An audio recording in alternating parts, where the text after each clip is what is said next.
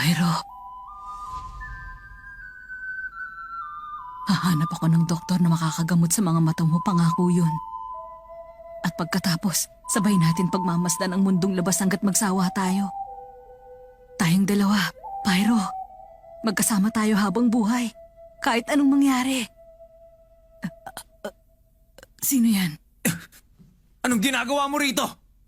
Ang gandang kombinasyon ng amoy ng antiseptic at ng dugo mo. Hisoka! Ikaw? Ano bang kailangan mo sa amin? Huwag ka munang maingay dyan, pwede ba? Huwag kang mag-alala, Leorio. Kung gusto talaga akong patayin ni Hisoka, dapat kanina pa niya yun ginawa. Pero hindi niya ginawa kaya... Napakahusay.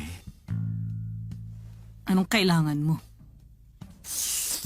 Gusto lang kitang balitaan tungkol sa nagnako sa mga mata mo. Baka sakali lang na gusto mo ng impormasyon. Ano?